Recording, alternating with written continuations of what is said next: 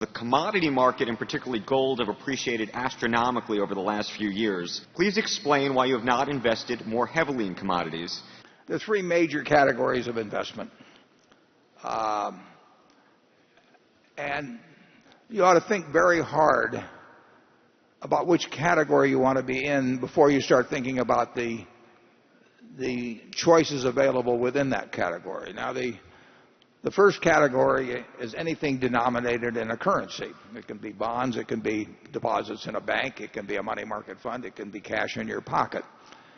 And if you will reach in your pocket, I don't like to do this, but and pull out your wallet. You're watching an historic event. If you look at this, and I might point out this is a 1. Charlie carries a. On the back of it, it says, "In God we trust."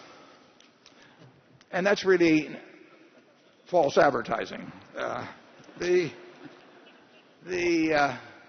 Elizabeth Warren were here, she would say, quite properly, it should say, "In government we trust." Because God isn't going to do anything about that dollar bill, if government does the wrong things in terms of keeping it as valuable as it was when you parted with it to buy a bond or put it in a bank. Any currency-related investment is a bet on how government now and in the future will behave.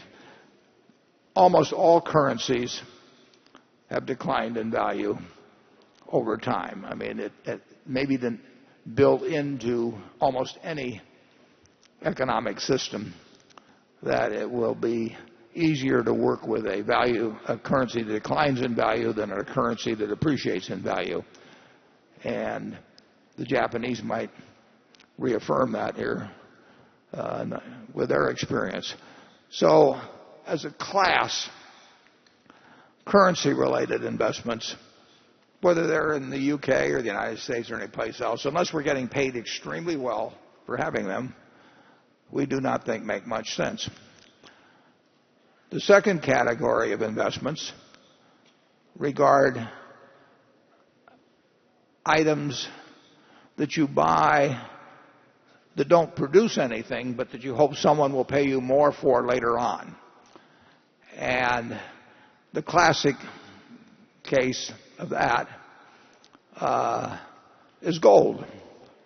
And I've used this illustration before, but if you take all of the gold in the world, don't get too excited now, and put it into a cube, it will be a cube that's about 67 feet on a side. That'd be 165,000 or 170,000 metric tons.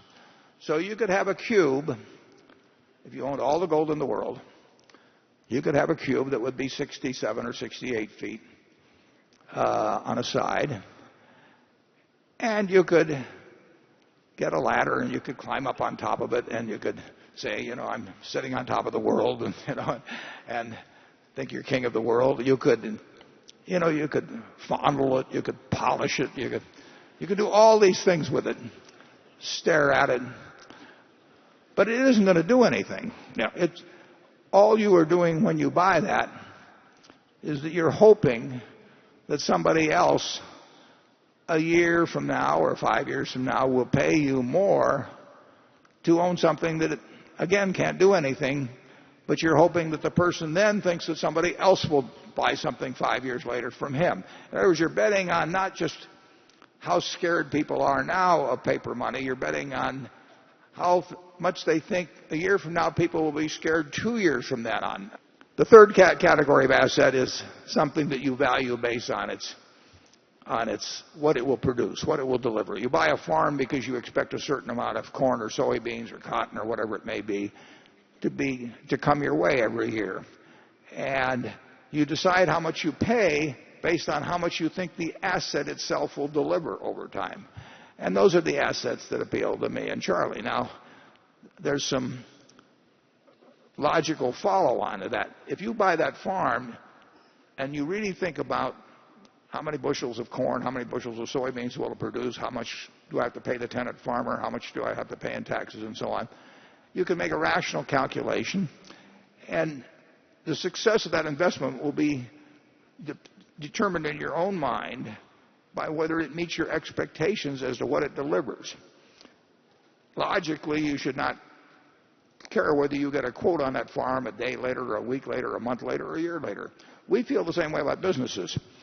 When we buy ISCAR or we buy Lubrizol or whatever, we don't run around getting a quote on it every week and say, is it up or down or anything like that. We look to the business. We feel the same way about securities. When we buy a marketable security, we don't care if the stock exchange closes for a few years. So when we look at Berkshire, we are looking at what we think can be delivered from the productive assets that we own and how we can utilize that capital in acquiring more productive assets.